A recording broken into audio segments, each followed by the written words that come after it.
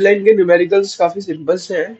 जैसे मेरे पास यहाँ पे पहला है। अ, हमारे पास इसमें मेजरली ये वाले फॉर्मूले होते हैं। सबसे पहला फॉर्मूला हमारा होता है टी एन पी निकालने का। टी एन पी क्या होता है हमारे पास इसमें? सिंपली एन के हो जाता है। और टी एन मेरे पास क्या होता है? T P. टी पी मेरे पास होता है max of instruction plus delay time, या फिर डिले टाइम। और अगर मेरे को निकालना है पाइपलाइन का टोटल टाइम, उसे मैं रिप्रेजेंट करता हूँ टीके से। और मेरे पास क्या आता है?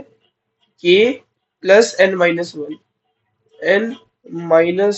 वन।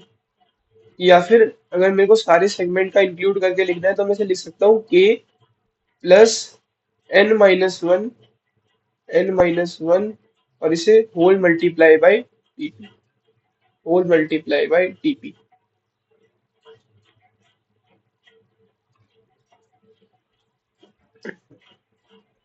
ठीक है, ये मेरा हो जाता है फॉर्मूला इसका।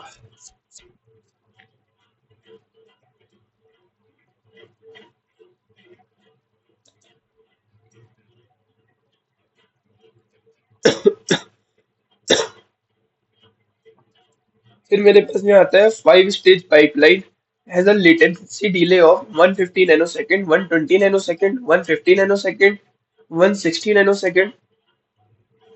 The resistors that are used between the pipeline have a delay of 5 nanoseconds. Calculate the total time to execute 100 instructions. तो इसमें n की वैल्यू क्या है हमारे पास? n की वैल्यू तो है 100। टीपीएम निकाल लेंगे max time plus delay time से। डिले टाइम क्या है हमारे पास यहाँ पे? 5 नैनो सेकेंड। और मैक्स टाइम हमारे पास क्या हो जाएगा इनमें से? 160। तो हमारे पास टीपी क्या आएगा? 165। अब टीके निकालने के लिए हम क्या कर देंगे? ये वाला फॉर्मूला यूज करेंगे। के में हमारे पास कितने टास्क थे? 5 टास्क थे। नंबर ऑफ इंस्ट्रक्शंस कितने थे? 100 थे। तो n-1 हो जाएगा 99। इससे हम निकाल देंगे टीके। तो टीके हमारे पास क्या आ रहा है? कुछ ऐसा। देन हमारे पास सेकंड क्वेश्चन है, an instruction execution process is divided into 5 stages IF CD OF EX and WB. These stages takes 5 4 20 10 and 3 nanosecond respectively. Buffering delay is 2 nanosecond. The pipeline has contemplated as follows: NAV pipeline with 5 stages, efficient pipeline EP, where OF stage is divided onto OF1 and OF2 with execution time 12 and 8 nanosecond respectively.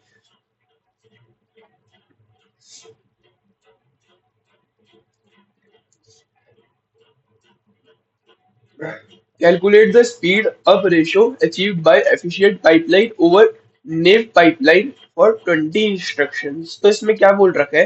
पहले पास तो हमारे पास efficient pipeline है। Efficient pipeline में हमारे पास कितने task थे? एक था हमारे पास 5 टास्क। पहला था 5, दूसरा था, यहाँ लिखता हूँ, एक था 5, एक था 4, एक था 20, एक था 10 एंड एक था 5, एक था 3।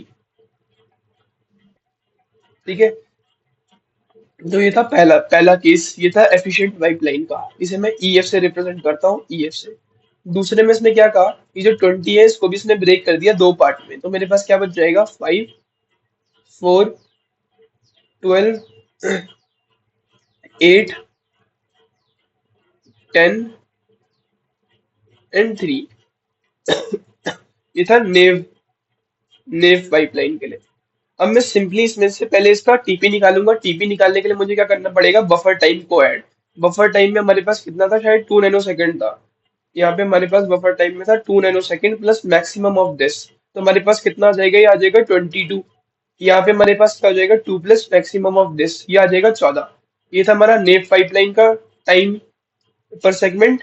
ये था एफिशिएंट पाइपलाइन का टाइम पर सेगमेंट। अब सिंपली हमें क्या करना है? इसको फॉर्मूले में डालना है। देखो यहाँ से हमने निकाला TP of efficient, TP of, यहाँ पे निकाला टीपी ऑफ नेव पाइपलाइन। अब सिंपली हम क्या कर देंगे यहाँ पे? फॉर्मूले में यूज करेंगे, टीके वाले फॉर्मूले में, और आउटपुट निकाल देंगे। इसका भी आउटपुट हम यहाँ पे निकाल देंगे। बस ध्यान रखना, हमने यहाँ पे 6 यूज करा था, इधर 5 यूज करा है। क्यों? क्योंकि उधर हमारे पास 5 टास्क थे, यहाँ पे हमारे पास 1 2 3 4 5 6 टास्क हो गए। देन हम निकालेंगे speed up ratio. Speed up ratio कैसे निकालते हैं? ज्यादा टाइम डिवाइडेड बाय छोटा टाइम, बड़ा टाइम डिवाइडेड बाय छोटा टाइम करने के बाद हमारे पास आता है 1.5। देन हमारे पास एक और क्वेश्चन है, a non pipeline single cycle processor operates at 100 mhz, which is then connected to a synchronous pipeline having 5 stages that require 2.5 nanosecond, 1.5 nanosecond, 2 nanosecond, 1.5 nanosecond, and 2.5 nanosecond. The delay of the latch is 0.5 nanosecond. Calculate the speed up ratio assuming the large number of instruction set having to be executed। जब question में लिखा हो ना large number of execution set, तो हमारे पास एक formula आता है T N P divided by TP. ठीक है, अब यहाँ पे हम टीके नहीं लिखते हैं, पहले हम क्या लिखते थे? टीके। ये कन्वर्ट हो जाता है टीपी पे, क्योंकि इंस्ट्रक्शन बहुत ज्यादा बड़ा है हमारा। सिंपली हम टीपी निकालेंगे जैसे हम निकालते थे। टीपी हमारा क्या आ रहा है यहाँ पे? 3 नैनो सेकेंड। उसके बाद फॉर्मूले में से पुट कर देंगे। हम पहले निकालेंगे टीएनपी। टीएनपी निकालने के लिए हम क्या कर देंगे? सिंपली फ्रीक्वेंसी को 1/फ्रीक्वेंसी कर देंगे। 1/फ्रीक्वेंसी करने के बाद हमारे पास वैल्यू आएगी करीब 1/10⁻8। उसको हम क्या लिख सकते हैं? 10⁻−8। अब जब हमारे पास 10⁻−8 आया है, इसको हम क्या लिख सकते हैं? 10 × 10⁻−9। अब हमारा, क्योंकि बाकी सारे टाइम हमारे नैनो सेकंड में थे, तो ये हमारा हो गया 1 नैनो सेकंड, और ये हो गया हमारा 10 नैनो सेकंड। तो यहाँ पे आउटपुट में आया 10 nano second. Speed of ratio निकालने के लिए हम क्या करेंगे? टीएनपी डिवाइडेड बाई टीपी, 10/3 हमारे पास आउटपुट में आ जाएगा 3.3। देन हमारे पास आता है लास्ट क्वेश्चन, जिसमें बोल रहा है a processor takes 12 cycle to execute an instruction pipeline processor of 6 stages having execution time 2 5 4 6 2 3 respectively, assuming there is no buffer gate delay. Find the speed up ratio assuming the large number of instructions set। पहले maximum निकाल लेंगे। हमारे पास आया 6, बाकी TNP की value हमें दे रखी थी 12। अब क्या हो जाएगा? 12/6। स्पीड अप रेशियो आ जाएगी हमारी 2। तो ये था हमारा पाइपलाइन का क्वेश्चन।